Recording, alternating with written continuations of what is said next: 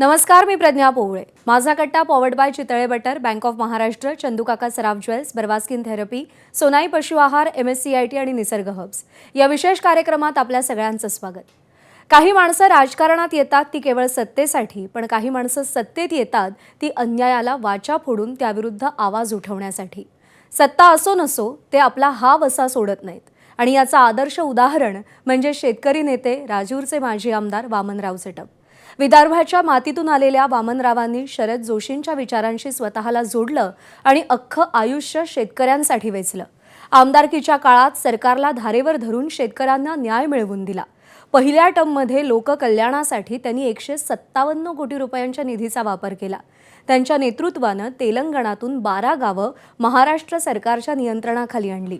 वकिलीचं शिक्षण झालेलं असूनही कोर्टाच्या भिंतींमध्ये न रमता त्यांनी शेतकरी संघटनेच्या माध्यमातून जनआंदोलनाचं रणांगण निवडलं. वीज बिलं असोत, कापसाचा हमीभाव असो किंवा वेगळ्या विदर्भाची मागणी, प्रत्येक आंदोलनात वामनराव चटप हे नाव आघाडीवर होतं आणि यामुळेच तब्बल 27 वेळा त्यांना तुरुंगवासही भोगावा लागला. विशेष म्हणजे सत्तेचे मोहपाश त्यांच्या वैचारिक निष्ठेला कधी शिवूच शकले नाहीत. 2004 मध्ये त्यांनी कृषी मंत्रीपद नाकारलं. 2009 मध्ये भाजपची ऑफर नाकारली. 2024 मध्ये के चंद्रशेखर राव यांचा प्रस्ताव नाकारला. त्यांच्या प्रत्येक निवडणुकीत स्वतःच्या शेतजमिनीचा एक एक तुकडा कमी होत होता, पण त्यांनी शेतकरी चळवळीशी असलेली निष्ठा सोडली नाही.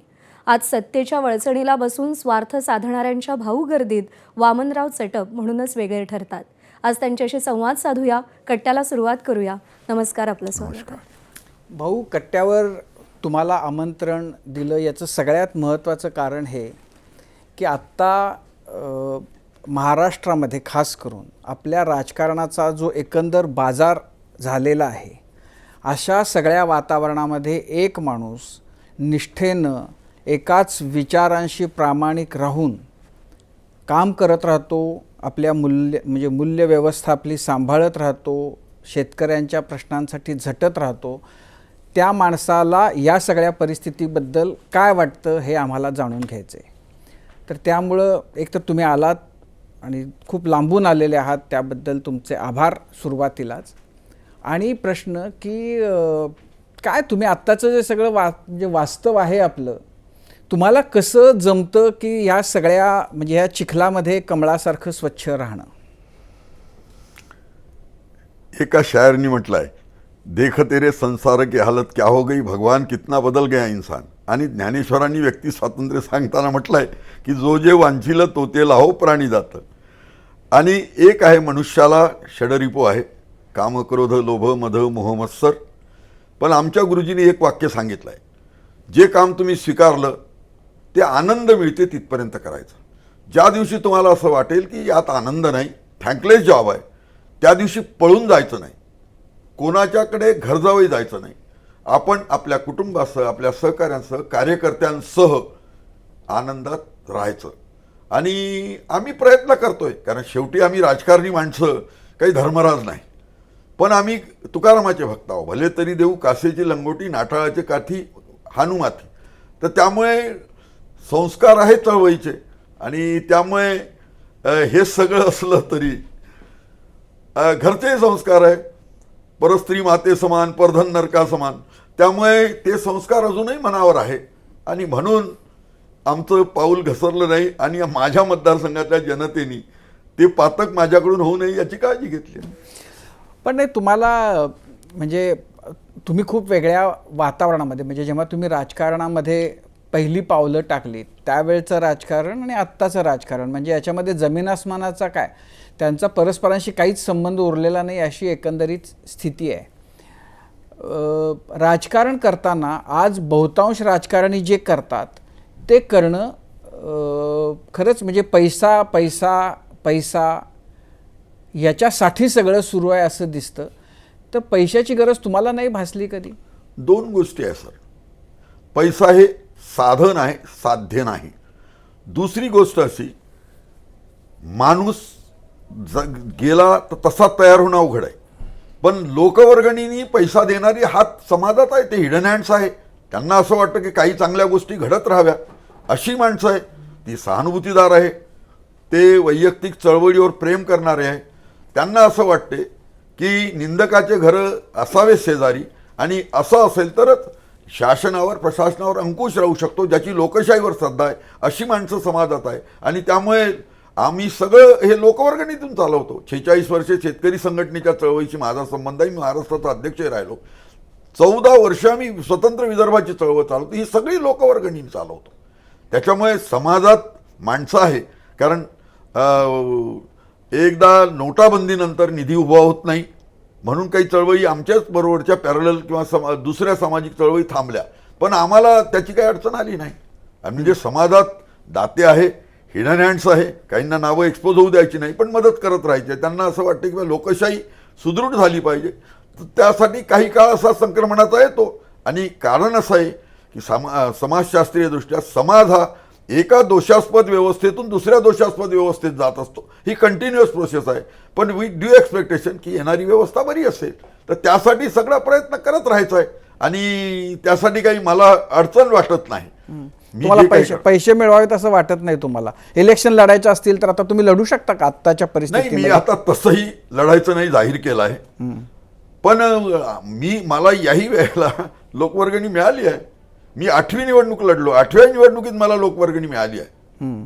माझ्या पोरांनी मला शेतातनं प्लॉट्स विकून पैसे उभे करून दिले, पण राहिलेले अवांतर पैसे मला लोकवर्गणीतूनच मिळाले. जे मला मोजून शिव्या देतात त्यांना असं वाटते की हा विचार शेतकरी चळवळीचा अर्थवादी विचार समाज परिवर्तनाचा तो जगला पाहिजे, अशी माणसं आहे. त्यामुळे आम्हाला निधी मिळायला काही अडचण नाही. पैसा आमची स्पष्ट धारणा आहे की पैसा हे साधन आहे, साध्य नाही. मनुष्यानी कितीही पैसा मिळवला तरीही 4 चपात्या एवढा राईस खातात, त्याच्या पलीकडे काही खात नाही. आणि धीरूभाईचं मोठं उदाहरण आहे ना.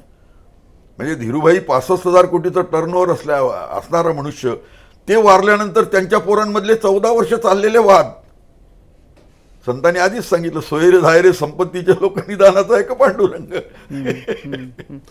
पण तुम्ही आता बोलताना म्हणालात 46 वर्ष तुम्ही शेतकरी आंदोलनाशी, शरद जोशींच्या चळवळीशी तुमचा संबंध आहे.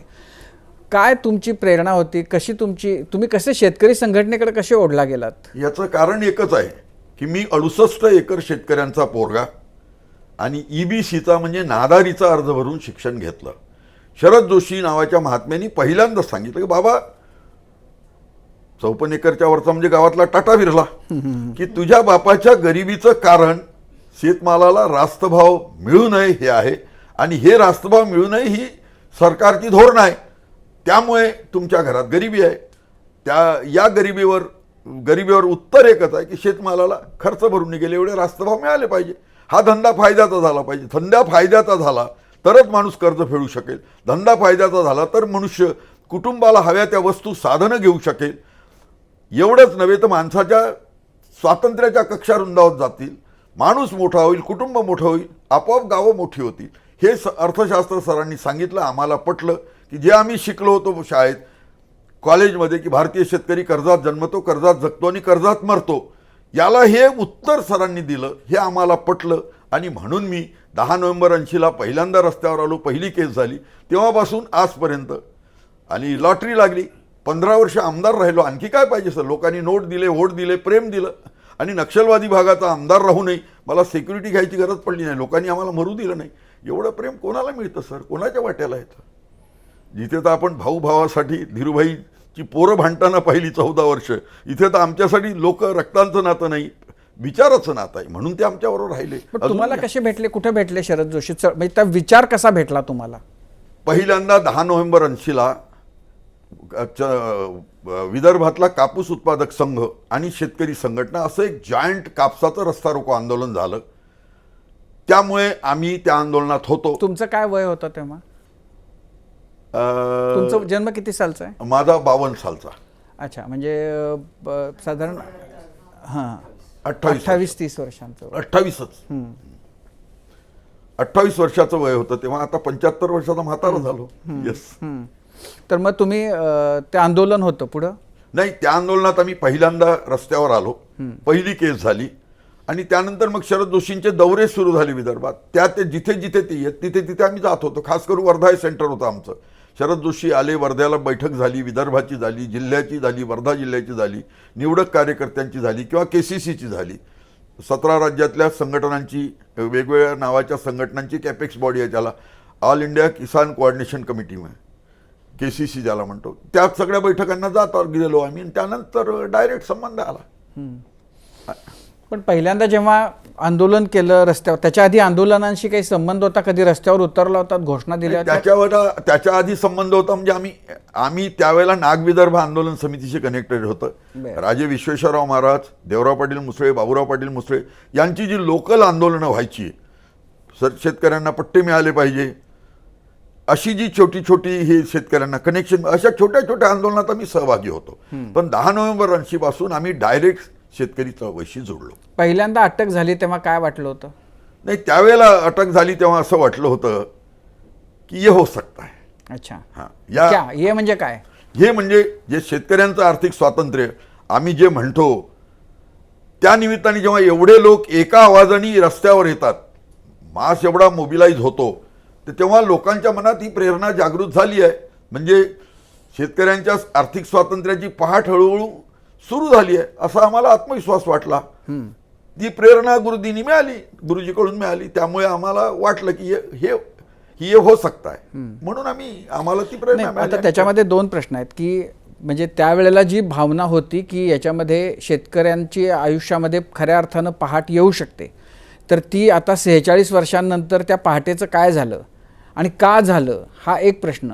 पण त्याआधी जेव्हा पहिल्यांदा अटक होऊन तुम्हाला तुरुंगात जावं लागलं, तर तेव्हा तुमची भावना, मनोभावना काय होती? तुमच्या घरातल्यांची भावना काय होती?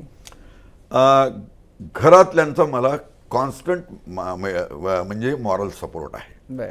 म्हणजे माझी बायको गृहिणी असली तरी चळवळीबद्दल आदर आहे. आणि ज्या कुटुंबातून, ती शेतकरी कुटुंबातले, मी शेतकरी कुटुंबातला, जे आम्ही बघितलं शेतकरीच्या घरातलं जीवन, त्यामुळे आम्हाला दोघांना हा आशेचा किरण वाटला.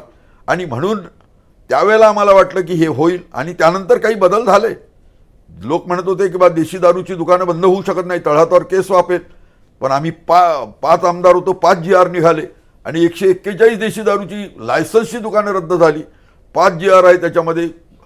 म्हणजे महिला मंडळाने ठराव केला तर एकमुखी, ग्रामपंचायतीने केला तर, ग्रामपंचायतच्या बॉडीने केला तर, आणि चौथं असं की बा 50% साधारण कोरम ग्रामपंचायतचा 10% किंवा 100, तर 26% लोक उपस्थित राहिले. म्हणजे 50% लोक उपस्थित राहिले स्त्री पुरुष, आणि 26% ठराव केला तरी होईल. आणि वार्डातल्या 25% महिलांनी मागणी केली आणि 50% मतदान केलं तर जाईल. हे होऊ शकलं. कर्जमुक्तीच्या बाबतीतही ज्यावेळेला VP सिंग होते त्यावेळेला 3000 कोटीची 10,000पर्यंत कर्जमुक्ती झाली. त्यामुळे लोकांचाही आत्मविश्वास वाढला. आणि जे शेतमालाचे भाव 1 रुपयाने वाढायचे ते 100 रुपयापासून 500 रुपयापर्यंत वाढले. म्हणजे जी मिनिमम सपोर्ट प्राईस म्हणतो ती पहिले 1 रुपयाने वाढायची, ती 100 रुपयापासून तर 500 रुपयापर्यंत वाढली. त्यामुळे लोकांना असं वाटलं की हे होऊ शकतं. आणि शेतकरी चळवळीचं ते देणं आहे. पण प्रश्न सुटलेले नाही आहेत. म्हणजे ज्या प्रश्नांसाठी तुम्ही 28शीतला तरुण म्हणून रस्त्यावर उतरत होतात, आता 75मध्ये सुद्धा ते प्रश्न नाही आहेत मिटलेले. आजही जो भाव, उत्पादनावर आधारित भाव मिळत नाही, कर्जाचे प्रॉब्लेम आहेत, शेतकऱ्याचं कर्जात जगतो, कर्जात जन्मतो, जगतो, मरतो, ह्या परिस्थितीत बदल आलेला नाही. मग एवढी वर्ष तुम्ही त्यात जी घातली त्यांचं झालं काय? नाही, ती आमची धुळपेरणी झाली. प्रश्न असा आहे की आज सरकारी नोकरी हा विषय संपला. कोरोनामध्ये 21 लाख पोरं बेरोजगार झाले. कंपन्या असेल, माइन्स असेल, इंडस्ट्री असेल, त्या बंद झाल्या. देशपातळीवर 2.5 कोटी पोरं बेरोजगार झाले. हे उदाहरण डोळ्यापुढे आहे. शेतकऱ्यांना तंत्रज्ञानाचं, बाजारपेठेचं स्वातंत्र्य मिळण्याची व्यवस्था झाली तर 10 वर्षामध्ये पुन्हा एकदा उत्तम शेती हे दिवस येऊ शकते. मी केवळ पोकळ म्हणत नाही, कारण आता सरकारी नोकरी संपली, खाजगी नोकरी संपली आणि बेरोजगारीची संख्या 66 लाखाच्या वर गेली. हाताला काम नाही.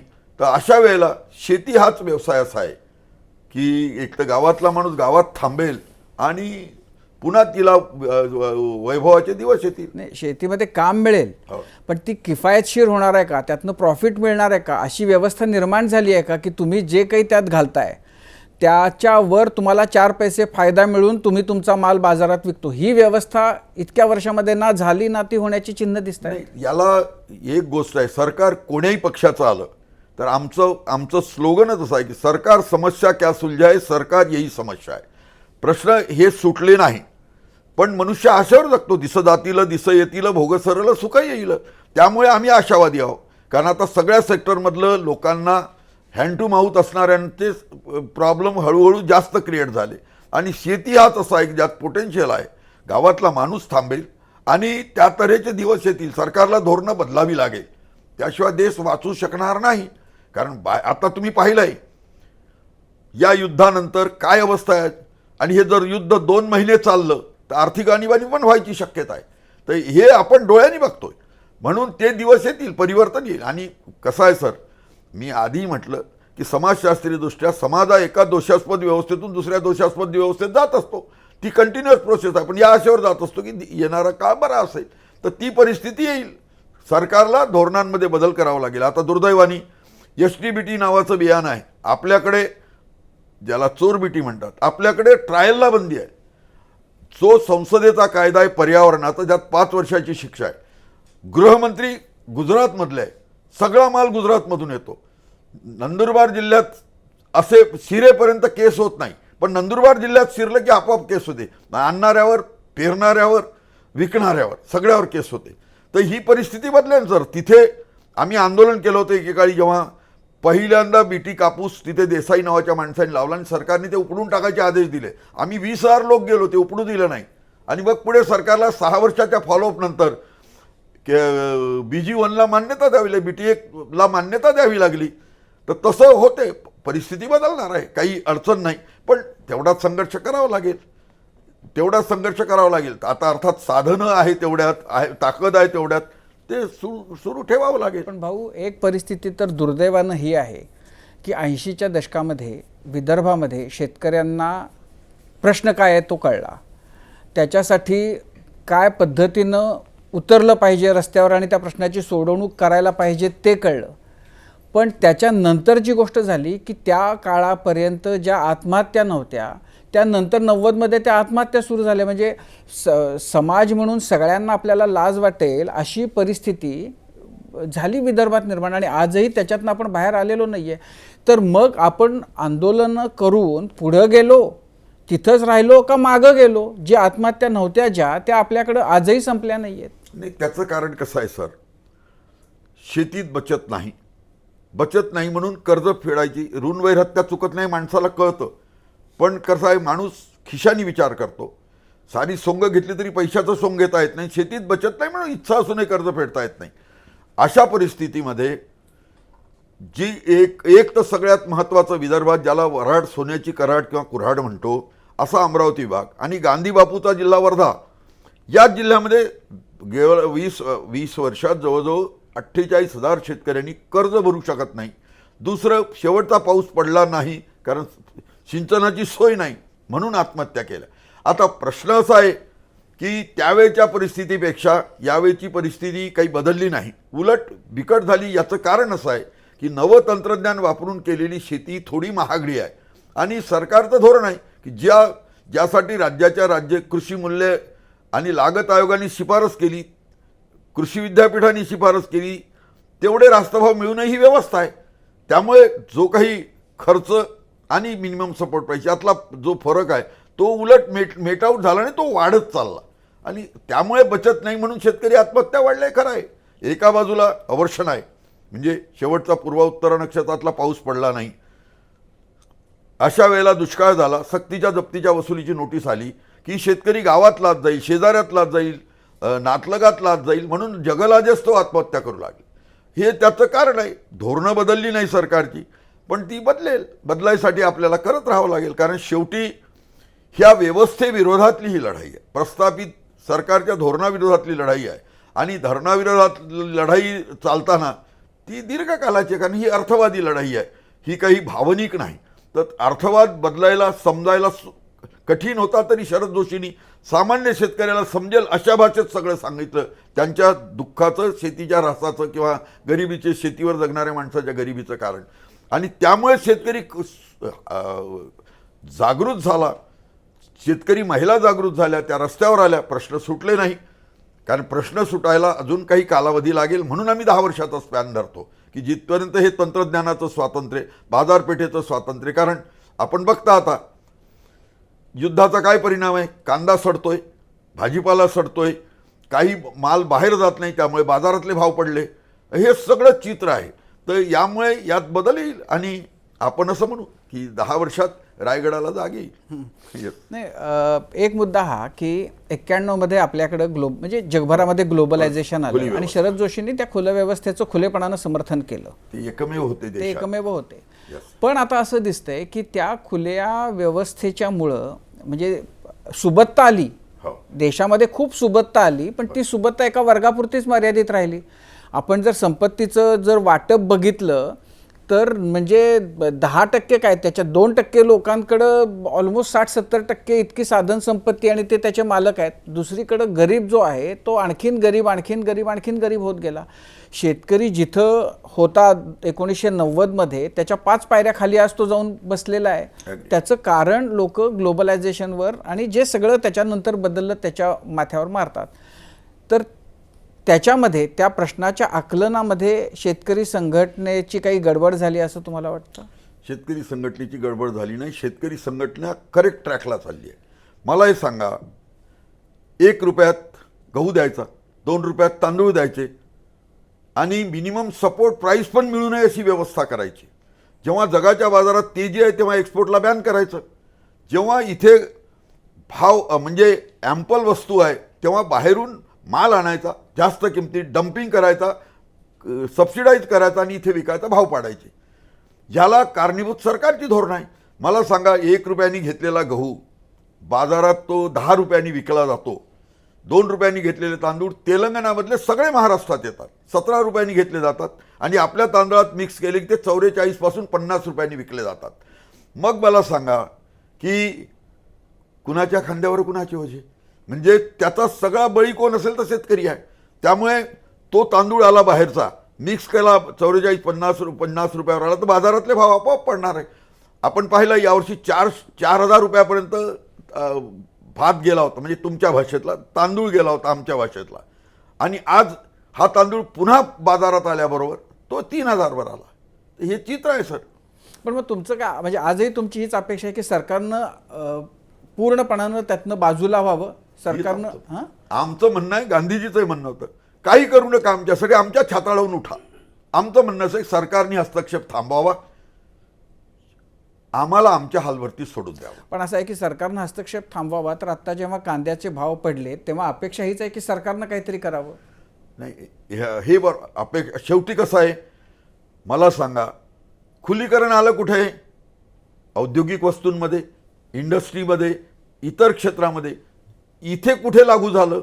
इथे आज आम्हाला STBT तिथून येते, आमच्याकडे चोरबिटी म्हणते, ते वापरायचं स्वातंत्र्य आहे का? स्वातंत्र्य नाही. आणि मग अशा परिस्थितीमध्ये शेतीमध्ये खुलीकरण आलं नाही. शेतीमध्ये खुलीकरण आलं नाही. सांगा मला, स्वातंत्र्याच्या 77 वर्षानंतरही मला शेतमालावर MRP छापायची सोय झाली का? ती व्यवस्था झाली का? किमान सपोर्ट प्राईस मिळेल एवढी व्यवस्था झाली का? झाली नाही. फक्त तेलंगणाचं एक सरकार होतं की शेवटच्या दाण्यापर्यंत किमान MSP नी ते धान खरेदी करत असे किंवा केले जातात त्यांच्याकडे. बाकी राज्यात तर काही नाही. म्हणजे ही अवस्था आहे. आज कापसाचं आपण बघितलं, सपोर्ट प्राईसच्या खाली भाव मिळाले, 7,500च्या वर गेले नाही, आणि नंतर आत्ता ते 10,000च्या आपाव गेले. ज्याचा उत्पादन खर्च 10,600 आहे, भाव 8,200 आहे, तर एवढ्या डिफरन्सनी विकणारा माणूस त्याच्याकडे बचत येऊच शकत नाही. ही व्यवस्था सरकारच्या धोरणामुळे. सरकारने जर का ही धोरणं जशी इतर क्षेत्रासाठी खुली केली, खुलेपणाने मोकळेपणाने व्यवस्था राबवली, तशी शेतीत राबवली नाही. आणि त्यामुळे शेती उलट आधीच घाट्याचा धंदा होता आणि या सगळ्या धोरणामुळे डे बाय डे तो अजून अधोगतीला गेला. आपण म्हणता तसं काही पायऱ्या खाली गेला. आणि त्याचा सगळ्यात मोठा तोटा हा झाला की नवीन पिढी शेतीत बचत नाही, शेतीत राम नाही, शेतीत लाईफ नाही, म्हणून नवी शिकली सवरली पिढी शेतीत जायला तयार नाही. हे दृश्य आहे. बाकीच्यांच्याकडं ते विचारण्यापूर्वी तुम्हाला असं का नाही वाटलं की जेव्हा तुम्हाला कृषी मंत्री पदाची ऑफर होती आलेली, की आपण जावं सत्तेत आणि जे आपण बोलतो, जे शरद जोशींना अभिप्रेत आहे ते आपल्याला प्रत्यक्ष करायची संधी मिळेल, ते आपण सत्तेत बसून करावं. तुम्ही का त्याच्यापासून लांब राहिलात? दोन गोष्टी आहे याच्या बाबतीत. एक तर आम्ही एका बाजूला धर्मवाद, दुसऱ्या बाजूला निधर्मवाद, या दोन भूमिकांच्या विरुद्ध अर्थवाद घेऊन लढलो. आणि अर्थवाद घेऊन लढल्यानंतर आम्ही जर त्यांच्याबरोबर गेलो असतो तर ज्या माणसांनी आम्हाला निवडून दिलं, ज्या शेतकऱ्यांनी आमच्यावर विश्वास टाकून तनमन धनाने मदत केली, तर शेवटी गावातल्या म्हणीप्रमाणे वालवाल मिसरले वटाने घसरले अशी अवस्था झाली असती.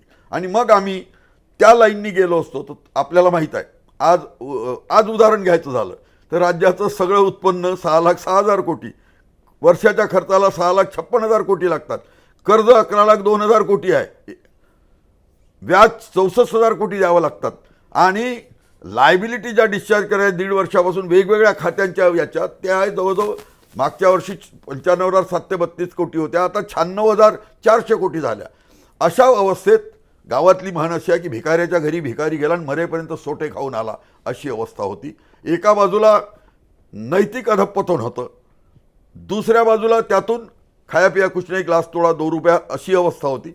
तिसऱ्या बाजूला ज्या निष्ठेने लोकांनी आम्हाला निवडून दिलं, मतच दिली नाही तर नोट पण दिले, त्यांच्या विश्वासाला तडा गेला असता. जी 14 दिवस बाहेर आमच्यासाठी घर सोडून बाहेर राहिली, एवढंच नव्हे ती इतके वर्ष आमच्यावर आंदोलनात जेलमध्ये आली, माझी गरिबी हटली असती, माझ्या कुटुंबाची गरिबी हटली असती, पण जो सामान्य माणूस, जो लोकशाहीचा कणा आहे, त्याला मी काय देऊ शकलो. कृषी मंत्री झाले तर आपण पाहिलं आहे ना, सभागृहामध्ये कोकाटे साहेब काय करत होते हे तुम्ही पाहिलं आहे. मग आता जसं कवी आणि कारकून कवितेत म्हटलं आहे, रुपया नेपै हिशेब करतो त्याचे न हो दर्शन, अशी अवस्था असणारं ते पद होतं. आणि मुख्यत्वे करून ज्यासाठी साहेबांनी मला देशाच्या राजकारणात एक माणूस दाखवा की ज्यांनी 76 साली जगाचं नंदनवन असणाऱ्या स्वित्झर्लंडमधली $4,500 नोकरी सोडली. आज त्या डॉलरचा भाव 95 रुपये 35 पैसे आहे. देशात तर 50 कोटीत आमदार मिळतात, 100 कोटीत खासदार मिळतात. असा एक तर नेता दाखवा, असा एकही नाही. यासमहा असं चित्र आहे. आणि म्हणून आमची वैचारिक बांधिलकी, वैचारिक हे सामान्य माणसाशी, गुरुजींच्या विचाराशी आहे. त्यामुळे आम्हाला मोह झाला नाही. कुटुंबानी आम्हाला तो मोह होऊ दिला नाही की बा लुकड्याकडे कलर टी व्ही आहे, आपल्याकडे ब्लॅक अँड व्हाईट कशाला, असं कधी म्हटलं नाही. आहे त्यात कुटुंबाने आनंद मांडला आणि भिवू नका, आम्ही तुमच्या पाठीशी आहोत असं कुटुंब सातत्याने राहिलं. एवढं आर्थिक नुकसान झालं, शेती मी 68 एकरचा 15.5 एकरवर आलो, पण घरी पोरांनी पण कधी कुरकुर केली नाही. ते म्हणाले आपण स्वीकारलेलं काम आहे. मी म्हटलं बा मी तर मिळवलीच नाही, सदाशिव पाटील चटपांचा पोरगा म्हणून ती आपोआप हिंदू सक्सेशन ॲक्टप्रमाणे माझ्याकडे, माझी मेहनत काय, कशासाठी मिळवली मी, आणि गेला तर दुःख कशाला करायचं, तुम्ही मिळवलंच नाही तर दुःख कशाला करायचं. आणि म्हणून आम्ही हे केलं. आम्हाला आज 70,000 रुपये पेन्शन मिळते, एस.टी फुकट आहे, सेकंड एसीनी 35,000 किलोमीटर कंपॅनियनसह फिरायची सोय आहे. आणखी काय पाहिजे सर? 2,333 रुपये मिळवायला नव्या पोरांना शिकले सवरले असेल केवढा दम लागतो. इथे तर आम्हाला फुकट मिळतात, no study no confusion no mark, तरी आम्हाला मिळतात. और क्या चाहिए सर? सर माझा प्रश्न असा आहे, तुम्ही म्हणाला की शेतकऱ्यांची अवस्था सुधारायची असेल तर शेतीमध्ये खुलीकरण यायला पाहिजे. पण तसं जर समजा झालं, शेतीमध्ये खुलीकरण आलं तर आपल्या शेतकऱ्याला जागतिक शेतकऱ्यांची स्पर्धा करावी लागेल. आज भारत अमेरिका जो करार आहे तो याच्यावरच अडला आहे की अमेरिकेला त्यांचा शेतमाल भारतात विकायचा आहे आणि त्यासाठी आपली तयारी नाही, कारण इथल्या शेतकऱ्यांची अवस्था अधिक वाईट होईल म्हणून. मग खुलीकरण आलं तर आपला शेतकरी त्याच्याशी तोंड देऊ शकेल का? शेतीची अवस्था चांगली होईल की शेतकऱ्यांची अवस्था अजून वाईट होईल? शेतकऱ्यांची अवस्था चांगली होईल, फक्त त्याला तंत्रज्ञानाचं आणि बाजारपेठेचं स्वातंत्र्य दिलं पाहिजे. तुम्ही त्याच्या पायात बेड्या घालून ठेवाल आणि त्याला म्हणाल तू हे तंत्रज्ञान वापरू नको, जसं आमची आई लहानपणा म्हणायची बाबा बाहेर जाऊ नको, भोंग्या आहे, भोंग्या कोणीच पाहिला नाही, आणि तुम्ही आम्हाला हे नवं तंत्रज्ञान वापरू देणार नाही, नवी आलेली बियाणा व्यतिरिक्त अदर टेक्नॉलॉजी वापरू देणार नाही, तुम्ही आम्हाला बाजारपेठ खुली करून देणार नाही, आणि तुम्ही आम्हाला आधीच पोलिओ करून ठेवणार आणि तुम्ही आम्हाला सांगणार कर बाबा स्पर्धा, आणि दुसरीकडे असंही सांगणार की बाबा त्याच्याकडे तर सगळे तंत्रज्ञान आहे, सगळं आहे, त्यांच्या शेतीचा आकार मोठा आहे, त्याच्याशी तू स्पर्धा करत नाही, करू शकत नाही, म्हणून पुन्हा न्यूनगंड तयार व्हावाची व्यवस्था करणार. आमचं तर म्हणणं असं आहे की शेतकऱ्यांच्या पायातल्या बेड्या काढा, त्याला तंत्रज्ञानाचं स्वातंत्र्य द्या, जे जे जगात बियाणे टेक्नॉलॉजी ती त्याला वापरू द्या आणि बाजारपेठ खुली ठेवा. जिथे जास्त भाव असेल, माल आमचा, मालक आम्ही, वाटेल तिथे विकू आम्ही, जिथे 4 पैसे मिळतील तेवढं करा, म्हणजे स्पर्धेत आपोआप उभं होईल. माझी आई इंग्रजी शिकली नाही, अंगठा बहादर. माझे वडील 4था वर्ग शिकलेले. मी संघाच्या शाळेत 450 विद्यार्थ्यात इंग्रजी या विषयात घेऊन डिस्टिंक्शन घेऊन आलो. 2च होते, एक शिक्षकाची पोरगी आणि एक शेतकऱ्याचा पोरगा. ये हो सकता है, कारण मनुष्य हाच आपल्या नशिबाचा करता आहे ना. शेतकरी हा माणूस आहे, उलट तो जाणीवेतला आहे. एका दाण्याचे 1000 दाणे करणारी किमया फक्त शेतीतच आहे, दुसरीकडे कुठेच नाही. पण ही वर्कर सगळी लुटून नेली तर वाचलं काय? गाठका बिखोया रामको भी न पाया, तीर्थ का पुण्य मेरे हात न लगा, अशी अवस्था आहे. आणि म्हणून आमच्या बेड्या काढून टाका. गांधीजी पण म्हणते आमच्या छाताळावरून उठा, तसंच शरद जोशी पण म्हणत होते की आमच्या पायातल्या बेड्या काढा, आम्हाला संधी द्या, आम्ही जागतिक स्पर्धेला तयार आहो. म्हणून त्यांनी डंकेल प्रस्तावाला जगाचा सगळा विरोध असताना, जगाचा म्हणण्यापेक्षा देशातल्या सगळ्या घटकांचा विरोध असताना, राजकीय पक्ष, सगळ्या संघटना, अर्थवादी शरद जोशी एकमेव होते. त्यांनी असं म्हटलं, थँक्यू डंकेल, दे दी तूने हमें आझादी, असं म्हणणारे एकमेव शरद जोशी होते. आणि म्हणून त्या स्पर्धेला काही घाबरायचं कारण नाही. मी आमदार झालो सर, आमची संख्या 2 होती. 96-97चं उत्कृष्ट संसदपटू अवॉर्ड मला मिळालं आहे, काही चेहरा पाहून मिळालं. मी विचार घेऊन चाललो, अर्थवाद घेऊन चाललो. आणि गुरुजींनी सांगितलं कॉम्प्रोमाइज करायचं नाही, पूर्ण वेळ घंटाभर आधी जायचं, शेवटचा विषय संपेपर्यंत राहायचं. मी आणि आडम मास्टर दोघेच राहत होतो, बाकी गेली गर्दी कोणीकडे, असं चित्र होतं. त्यामुळे मला अवॉर्ड मिळालं. हे विचाराचं आहे ना सर. म्हणजे जो अर्थवादी विचार आम्ही घेऊन चाललो, तत्वासाठी तडजोड नाही हा विचार घेऊन चाललो, म्हणून आम्हाला अवॉर्ड मिळालं. मी इंग्रजी या विषयात डिस्टिंक्शन, ज्या घरात वडील 4था वर्ग, आई अंगठा बहादर, मिळालं. कारण प्रॅक्टिस मेक्स मॅन परफेक्ट. मनुष्य हाच आपल्या नशिबाचा करता आहे. संतांनी पण सांगितलं, तुझे आहे तुझं पाशी, मग कागा जागा विसरलाशी, आपुली आहे तासे जो जागता, जो दुसऱ्यावरी विश्वास झाला त्याचा कार्य भाग बुडाला. हे होऊ शकत आहे, होत नाही असं नाही. पण तुम्ही आमच्या पायात बेड्या घालून आम्हाला पोलिओ करून ठेवाल, पॅरलाईज करून, अपाईज करून ठेवा आणि म्हणते लढ बापू लढ, तुला लढलंच पाहिजे. हे होऊ शकत नाही. हे त्यातलं खरं गोम आहे. त्यामुळे अमेरिकेची भीती सरकार नावाच्या यंत्रणेला, आम्हाला नाही. आम्ही खुलेपणाने पुढे जायला तयार आहोत. वामनराव, एक आणखीन जो विषय होता ज्याच्यासाठी तुम्ही खूप लढले तो म्हणजे वेगळ्या विदर्भाचा. ज्या काळी मोठ्या प्रमाणात आंदोलनं व्हायचे, समाजात सुद्धा लोकांमध्ये या विषयाची चर्चा व्हायची, असं चित्र होतं. मात्र आता आपण पाहतो तर एखादे ते 2 दिवस ठरलेले असतात तेव्हा अगदी 8-10 लोक येऊन आंदोलन करतात. मग हा विषय गेला का, मागे पडला कायमचा असं हा म्हणायचं? विषय गेला नाही. डिसेंबर 2027 ही डेडलाईन आहे आमची. करू किंवा मरू, पण विदर्भाचं राज्य मिळवून नव्या पिढीच्या हाती देऊ. त्याचं कारण असं आहे की विश्वासार्हता कमी व्हायचं की हे 3ऱ्या पिढीतलं शेवटचे शिलेदार व्हावे जे युद्ध करतोय. आंदोलन वाढलं, इंदिराजी द्यायला तयार होता, तेव्हा मिळायचं होतं पण मिळालं नाही, कारण तसा आग्रह धरला नाही. राजीव गांधी द्यायला तयार होते, तेव्हा आपल्या लोकांनी म्हटलं वेळ आली नाही, नंतर द्या. आणि हे विश्वासार्थ, कारण नेते वाढले. पण भाऊ, हे इंदिरा गांधी आणि राजीव गांधी द्यायला तयार होते, हे असं कधी द्यायला तयार होते? नाही सर, हा जेव्हा पाठिंबा दिला ना यांनी 78च्या निवडणुकीत, जेव्हा महाविदर्भ राज्य संघर्ष समिती आणि काँग्रेस असा पॅक झाला, त्यावेळेला त्याच अटीवरती झाला होता.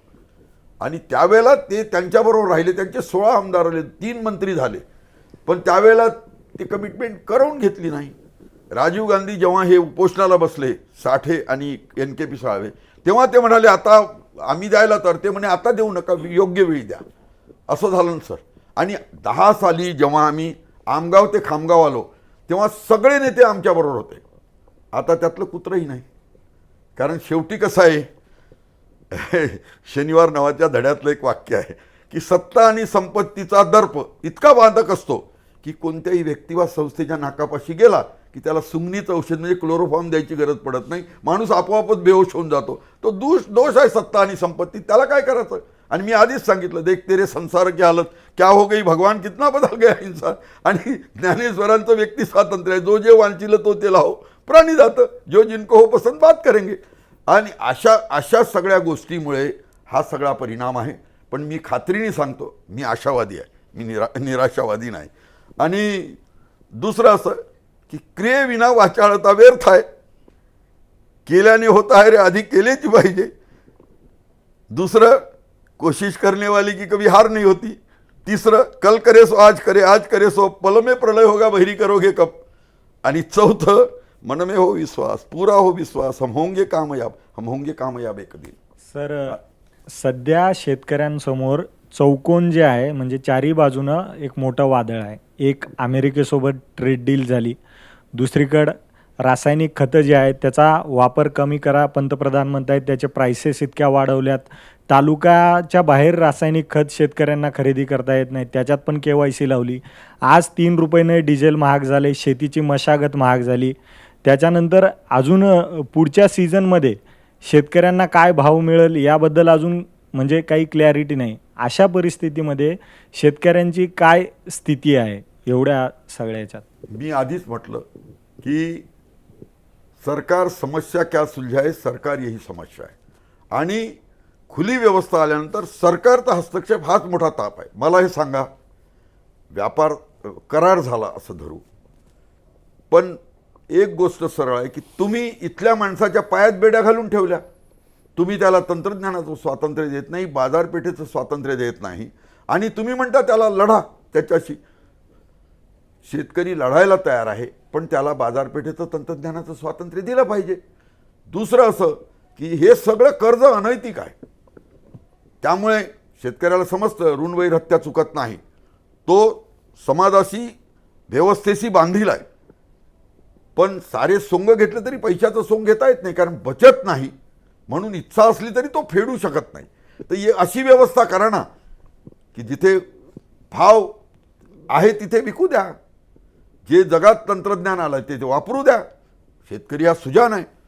जिथपर्यंत आज जे काही बोललं जातं ते वाईट आहे, घाणेरडं आहे. की बा ते म्हणतात तुम्ही GM बियाणं वापरलं, त्याचं तेल खाल्लं तर बहिणींनो तुमची क्षमा मागून इम्पॉर्टंट होतो माणूस, असा अपप्रचार केला जातो. पण आम्ही जे सोयाबीनचं आयात केलेलं तेल खातो ते कसलं आहे सर? सगळं GMचंच आहे. कोंबड्यांना बकऱ्यांना आम्ही जी ढेप खाऊ घालतो DOC, ती कसली आहे? ती त्याच GMची आहे. पण वाद कसा आहे, सरकार नावाची यंत्रणा ज्याच्याकडे अधिकार आहे त्यांनी स्वतः स्पोर्ट्समन स्पिरिटनी पुढे आलं पाहिजे. तेल आयात करायचं कशाला? शेतकऱ्यांना सांगायचं तेल बिया पिकवणाऱ्या तुम्हाला आम्ही इन्सेंटिव्ह देतो, तुमचा माल जी किंमत ठरेल त्याला घ्यायची व्यवस्था करतो. शेतकरी जास्त पिकवतील, पण आम्हाला रस त्या शेतकऱ्याला 4 पैसे मिळू देण्यात, या शेतकऱ्याला मिळू देण्यात नाही. आणि आता पाहिलं आपण, सरकारने खरेदी बंद केली कापसाची, भाव वाढले किती 10,200 पर्यंत गेले. मग मला सांगा व्यवस्था कोण राबवतं? धोरणं कोण राबवतं? सरकार नावाची यंत्रणा. आणि सरकार नावाची यंत्रणा जर या व्यवस्थेतल्या या माणसाला जो चिंता से घटे चतुराई, दुःख से घटे शरीर अशा अवस्थेत आहे, त्या माणसाला सपोर्ट देत नाही, उलट त्याची अवस्था बिकट कशी होईल, त्याचं धान्य स्वस्त कसं राहील बाजारात, सामान्य माणसाचा विचार करताना या एंटरप्रेन्योर्सचा पण विचार केला गेला पाहिजे. तो नेमका होत नाही. आणि त्याच्यामुळे बाजारातले भाव पडायचं कारण हे मी आधीच सांगितलं की बा तेलंगणातला तांदूळ आमच्याकडे 17 रुपयांनी येतो आणि आमच्या HMTमध्ये मिक्स झाला, जय श्रीराममध्ये मिक्स झाला की तो 44 ते 50 रुपयांनी खपतो. मग बाजारात शेतकऱ्यांचं घेणार कोण? म्हणजे अशी अवस्था आहे.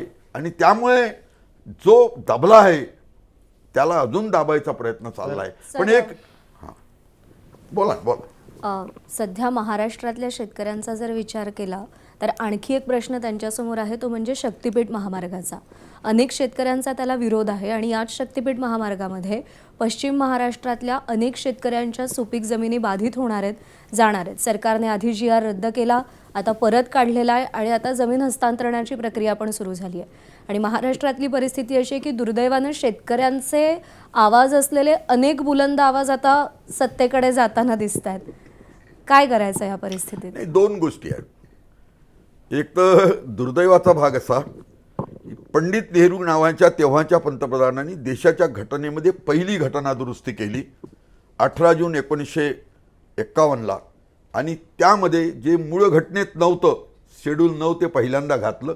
आणि शेड्यूल 9 मध्ये टाकलेला कायदा कुठल्याही कोर्टापुढे चॅलेंज करता येत नाही. हे पहिल्या घटने दुरुस्तीनंतर मालमत्तेचा मूलभूत अधिकार काढून टाकला गेला.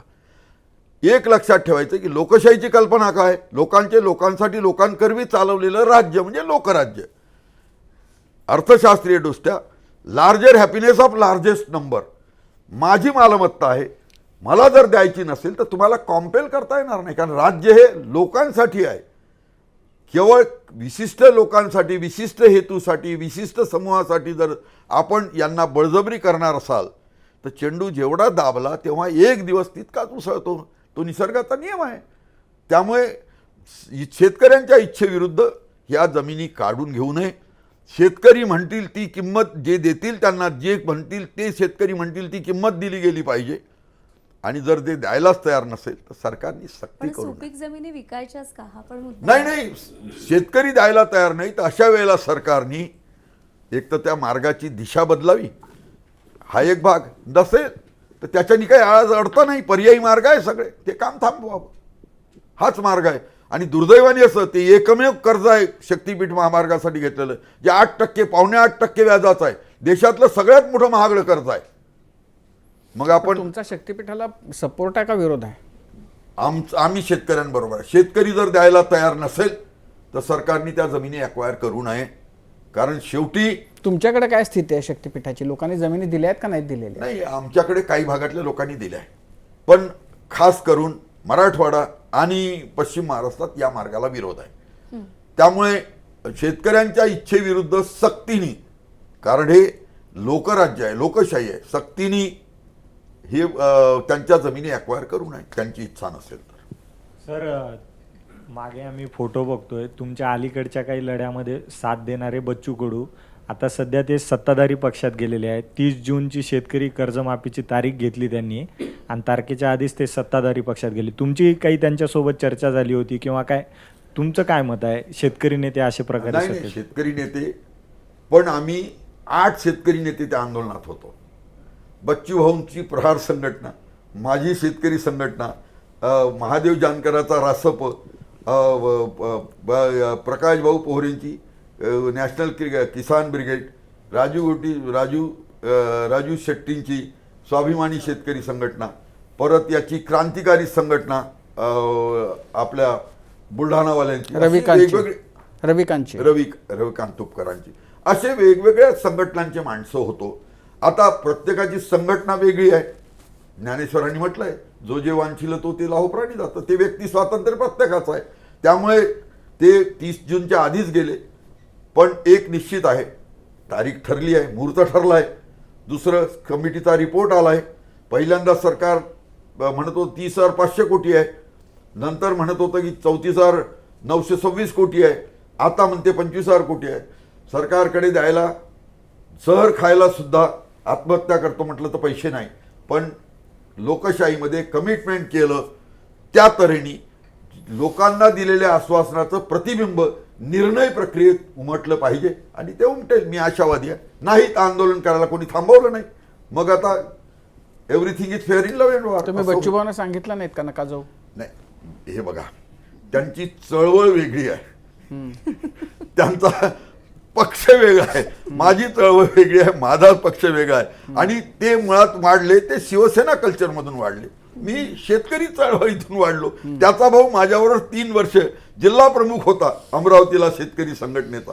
पण वाद असा आहे, व्यक्ती स्वातंत्र्य आहे, त्यामुळे कोणी कुठे राहावं हे त्याचं निवडीचं स्वातंत्र्य आहे. त्याला काय आम्ही कसं म्हणणार, त्याला का करणार म्हणून तो व्यक्ती आहे. तुमची भावना काय, दिल्या घरी सुखी राहा अशी आहे की काय?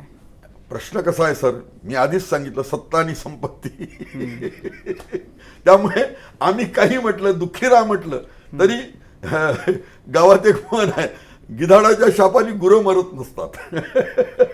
त्याच्यामुळे आपण एवढंच म्हणू, बा तथास्तु, दिल्या घरी तू सुखी राहा, एवढंच म्हणू, बाकी काय म्हणू शकतो. म्हणजे मी त्याच्या भावाबरोबरच असल्यामुळे, त्याचा भाऊ मी कलिग असल्यामुळे मी त्याला आशीर्वाद देऊ शकतो, बाकी काय आहे.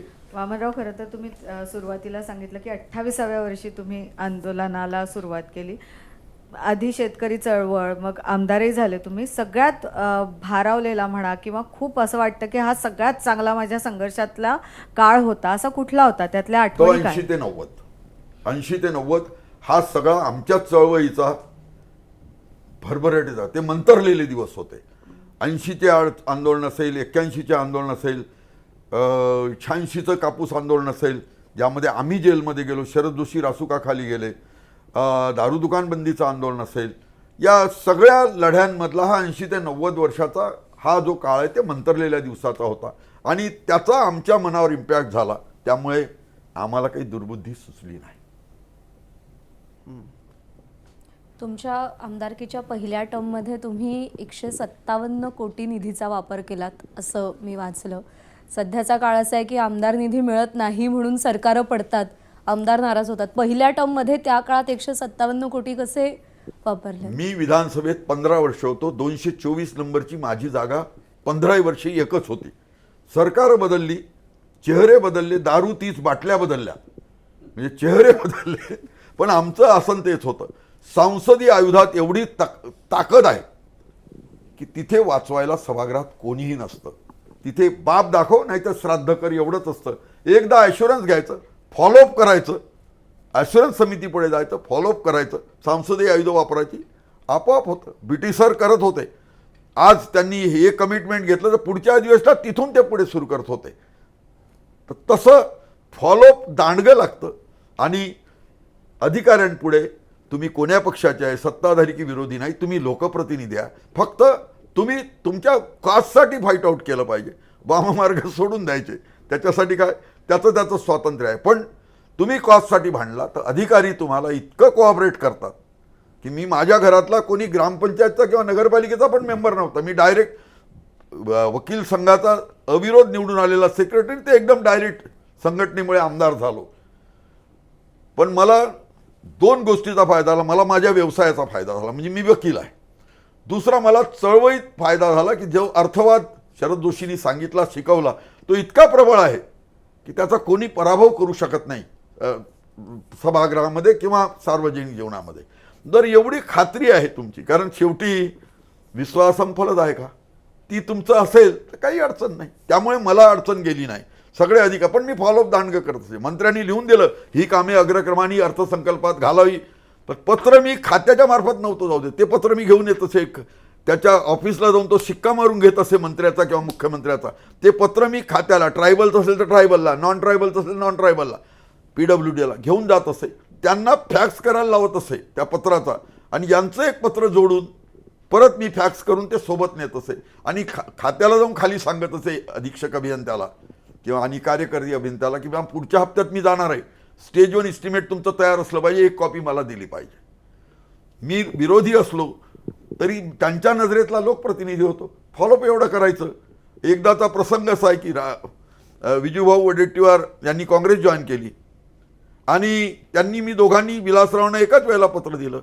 त्यांचं पत्र खाली आलं तेव्हा ते बजेट प्रिंट होऊन गेलं होतं. सत्ताधारी आमदार, माझं जे मी खाली घेऊन आलो पुन्हा वर घेऊन गेलो, माझी सगळी कामं आली. हे हो सकता आहे. त्याच्यासाठी काही कोणाची मेहरबानी लागत नाही. कोणाला सॉरी ताई लोणी हळद एरंडेल तेल लावायची गरज नाही. तुम्ही तुमच्या कॉजप्रती प्रामाणिक असेल तर तुम्हाला कोणीच नाकारत नाही. तुम्ही बदल्याप्रती प्रामाणिक असेल तर तुम्हाला कोणी विचारणार नाही. पण तुम्ही कॉजसाठी असेल, तुमच्या दृष्टीने पब्लिक इंटरेस्ट हा महत्त्वाचा असेल तर सगळे अधिकारी तुम्हाला मदत करतात. आणि माझी 224 नंबरची जागा असून मी PWD टॉपर राहिलो. एका नदीवर 7 पुलं बांधले, एक WCL कडनं बांधला, 6 बजेटमधलं बांधले. कोण अडवलं? त्या नदीवर 43 वर्षात एक होता, तिथे आम्ही 7 बांधले. एक WCL कडनं नाव बुडली म्हणून, आणि 6 आम्ही अर्थसंकल्पातून बांधले. माझा एक ब्रिज वाहून गेला. भुजबळ साहेब मंत्री होते, भुजबळ साहेब, मी आणि वणीचे आमदार तिघांनी भूमिपूजन उद्घाटन केलं, लोकार्पण केलं, आणि त्याच पुरात तो वाहून गेला. पण त्याच जागी मी 2 वर्षात 4-2.5 कोटीचा ब्रिज वाहून गेला, 4 कोटीचा ब्रिज बांधला. हे होऊ शकतं. पण आता निवडणुकांचे जे एकूण वातावरण आहे, निवडणुका खूप महाग झाल्या आहेत आणि सर्वसामान्य माणूस निवडणुकीचा विचारही करू शकत नाही अशी स्थिती आहे. तुम्ही पहिल्यांदा लढलात त्यावेळी किती खर्च झाला होता? 3.5 लाख. किती साली? 90 साली. पैसे द्यावे लागले होते लोकांना? नाही, लोकच वर्गणी मला दिले ना. आता तुम्ही विचार करू शकता आत्ताच्या स्थितीमध्ये आता किती खर्च होतो? नाही, आता तर विचारच नाही ना. जिंकलेल्या माणसाचा 29 कोटी रुपये खर्च आहे. पण एक निश्चित आहे सर की हीच व्यवस्था कायम राहील अशी नाही. समाज मन बदलत असतं, मतदारांच्या मनामध्ये परिवर्तन होत असतं, असं काही नाही की सगळ्याच गोष्टी पैशांनी. आमच्याकडे एका बाजूला ते आहे, पैशाच्या वाटपानंतर खासदारबाईचा भाऊ डिपॉझिट वाचवू शकला नाही, दुसऱ्या बाजूला आमच्या विरोधातला माणूस पैसे वाटून निवडून आला. देशात म्हणजे जिल्ह्यातले 2 उदाहरणं आहेत. जर हे असं असेल तर लोक आपापल्या परीने, पुन्हा बहिणीनं तुमची क्षमा मागून मला ह्योच नवरा पाहिजे हे एका क्षणाला ठरवू शकतात. तोपर्यंत तुम्हाला कंटिन्युटी ठेवावी लागते. बदल होईल सर्व. कारण लोक पाहिलं आपण, आणीबाणीनंतर कोणाला वाटलं काँग्रेसचं सरकार जाईल, पण बदल झाला आहे. त्यानंतर कोणाला वाटलं की पुढे 96मध्ये BJPचं सरकार येईल, पण आलं. आता तर ते 14 वर्ष आहे. मधल्या काळात पुन्हा पलटून काँग्रेसचं आलं, किंवा 80 साली बाईला अटक झाल्यानंतर पुन्हा काँग्रेसचा आलं. हा बदल होत जातो, ठीक आहे. कारण शेवटी आम्ही आत्ता अनुभवलं आहे. आमच्याकडे नगरपालिकेच्या निवडणुकीत 5,000 रुपये मताचा दर होता. 5.6 कोटी खर्च केल्यावर त्याचे मतं जेवढे आमदाराला मिळाले त्याच्यावर वाढले नाही.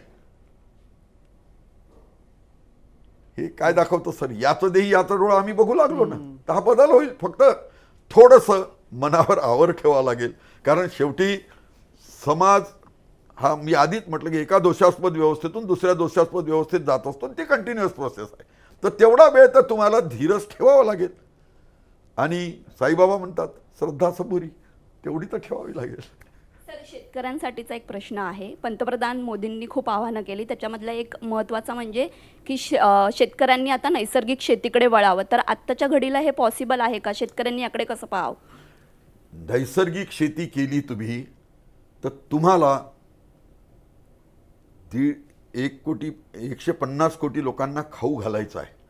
नैसर्गिक शेतीमध्ये यील्ड येत नाही आणि तुम्हाला एवढ्या तोंडांना खाऊ घालायचं आहे. आमचं त्यात एकच म्हणणं आहे, ज्याला ज्या तऱ्हेचं करायचं आहे त्याला करू द्या. कारण हे जे 0 इनपुट शेतीवालं आहे हे हेल्थ फूड आहे, ते कॉस्टली आहे, सामान्यांना परवडणारं नाही. आणि देशाच्या पुढे हे सगळे प्रश्न आहे. आणि देश बाहेरून आयात करायला सरकारकडे गंगाजळीचा सगळा वांदा आहे. म्हणजे आम्हाला म्हणावं लागतं पेट्रोल कमी वापरा, कारण आमच्या रुपयाचं अवमूल्यन झालं आहे. आम्ही म्हणतो जगात तिसरी चौथी अर्थव्यवस्था होणार. 200 लाख 16,000 कोटीचं कर्ज आहे आमच्या डोसक्यावर. हे आपण कसं विसरू लागलो? तर त्यामुळे असं काही म्हणायचं कारण नाही ताई, असं काही समजायचंही कारण नाही. आता अशा सगळ्या परिस्थितीमध्ये त्यांना स्वातंत्र्य दिलं पाहिजे. ज्याला जे पेरायचं ते पेरू दे. ज्याला वाटतंय की बा आपल्याला हेल्थ फूड झालं पाहिजे, 0 इनपुट करायचं, आम्हीच उलट मोदी साहेब पंतप्रधान नाही मुख्यमंत्री व्हायच्या आधी आम्हीच मांडली होती खुली व्यवस्था आल्यानंतर. एक सीता शेती म्हणजे 0 इनपुट शेती, दुसरी माझघर शेती म्हणजे शेतातून आलेला माल सरसकट विकायचा नाही, घरच्या लक्ष्मीचा हात लागायचा, त्यातून छोट्या पॅकमध्ये करायचं, रूप बदलायचं. चना असेल तर डाळ करायची, तूर असेल तर डाळ करायची, रूप बदलायचं, छोट्या पॅकमध्ये करायचं. तिसरं आम्ही असं म्हटलं की व्यापार शेती जे बाजारात खपेल, कारण खुल्या व्यवस्थेत निवडीचं स्वातंत्र्य ग्राहकाला आहे. जसं आपण म्हणतो ना, पुन्हा तुमची क्षमा मागू, घरच्या मालकाला जसं आवडते तसं घरच्या लक्ष्मीनी पकवायचं आहे, त्याला खुश ठेवायचं असेल तर बाजारातला राजा कोण आहे? तर ग्राहक आहे. निवडीचं स्वातंत्र्य, त्याला जे पाहिजे त्या क्वालिटीचं पाहिजे, ज्या दरात पाहिजे ते द्यायची तुमची तयारी पाहिजे. आणि चौथा मी म्हटलं तर निर्यात शेती, जगाच्या बाजारात ज्या वस्तूला जास्त भाव असेल ते पेरायचं, विकायचं. आम्हाला स्वातंत्र्य असलं पाहिजे. हे आम्हीच सांगितलं 93 साली. मोदीजी तेव्हा पंतप्रधान मुख्यमंत्री पण नव्हते, हे आम्हीच सांगितलं तेव्हा. सर, आणखी एक प्रश्न असा आहे की शेतकऱ्यांचा कृषी माल विकणं, म्हणजे शेती करणं हे तर कठीणच आहे, पण कृषी माल बाजारात नेऊन विकणं हे सुद्धा क्लिष्ट आहे. कधी बारदानं नसतात, कधी आडते त्रास देतात, कधी बाजार समितीमध्ये भाव मिळत नाही.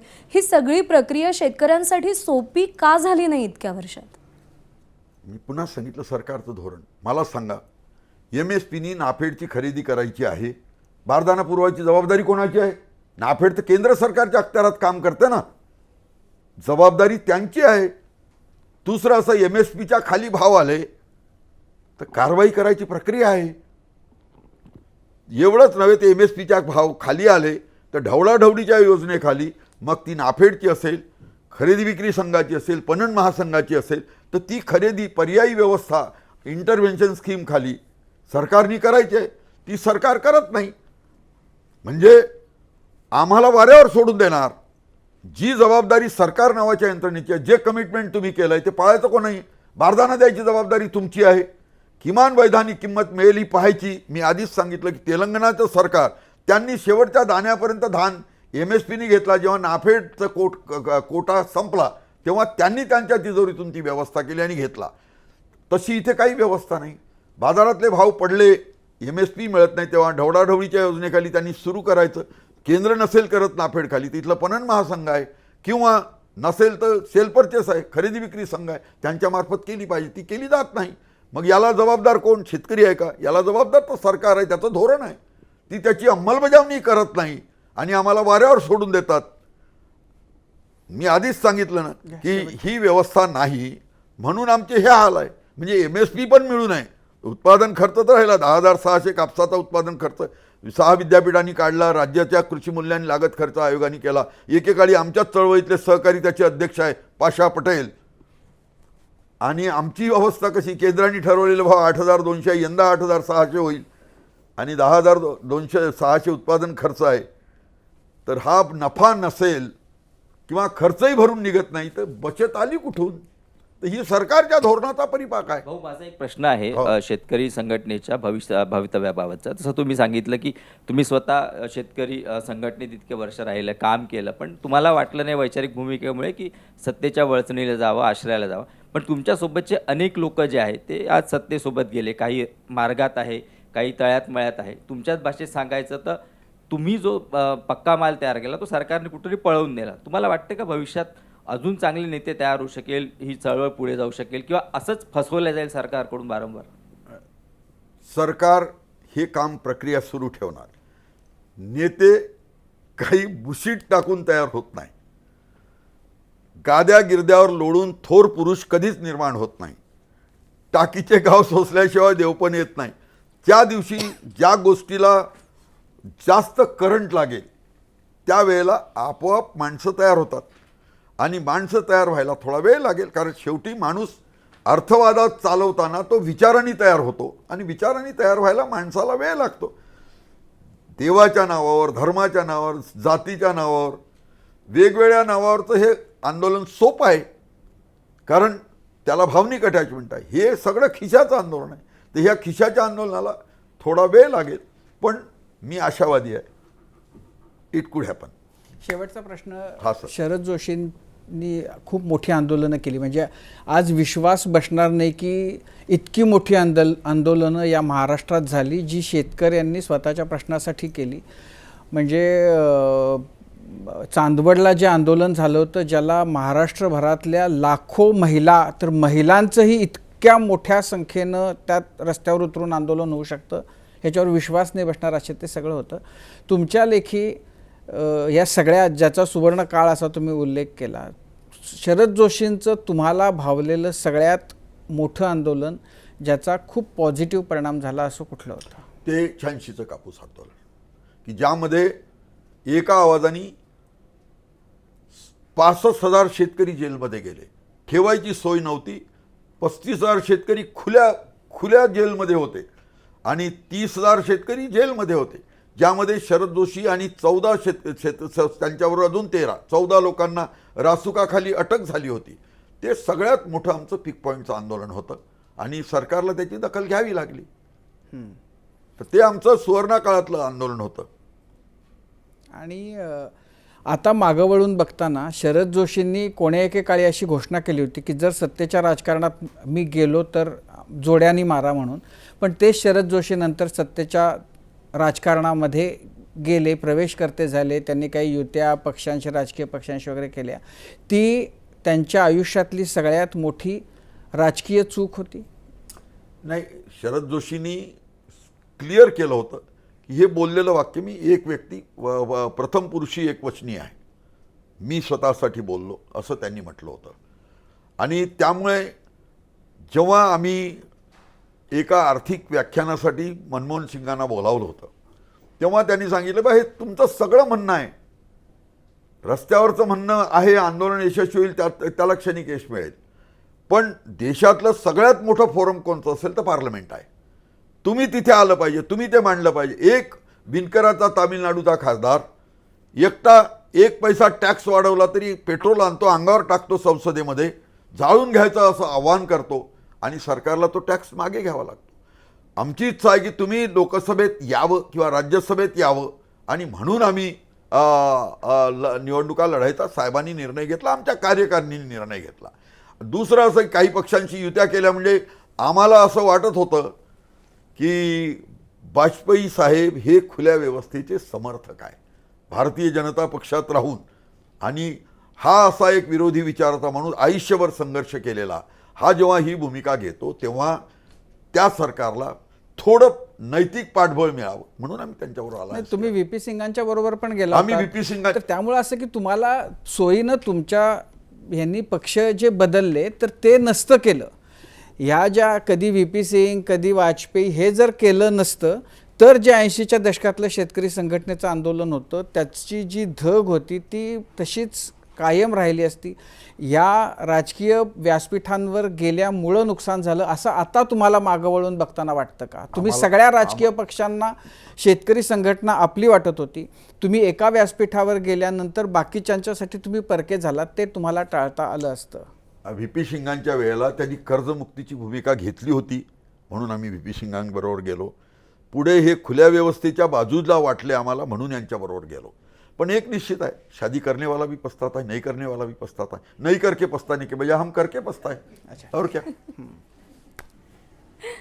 याच पॉईंटवर महाराष्ट्राला चळवळींची खूप मोठी परंपरा आहे. म्हणजे महाराष्ट्राचा जन्मसुद्धा एका खूप मोठ्या चळवळीतून झाला आहे. तुम्ही अनेक संतवाणींचा उल्लेख केला. तसं म्हणतात की सामर्थ्य आहे चळवळीचे जो जे करील तयांचे, परंतु तेथे भगवंताचे अधिष्ठान पाहिजे. सध्या परिस्थिती अशी की भगवंताचं असो नसो सत्तेचं अधिष्ठान असलं पाहिजे. आणि अशा काळामध्ये तुम्ही चळवळ जिवंत राहावी म्हणून तळमळीनं काम करताय आणि तीच निष्ठा आज तुमच्या शर्टावरती जो बिल्ला आहे ती दाखवते. नाही, 2 बिल्ले. चळवळीचा आवाज बुलंद होवो हीच अपेक्षा आहे. आज कट्ट्यावर आलात त्याबद्दल आभार. धन्यवाद. आणि यासोबतच माझा Katta powered by Chitale Butter, Bank of Maharashtra, Chandukaka Saraf jewels, Barva skin therapy, Sonai Pashu Aahar, MSCIT आणि निसर्ग हब्स या विशेष कार्यक्रमात आत्ता इथेच थांबूया. प्रत्येक बातमीच्या अपडेटसाठी पाहत रहा ABP माझा.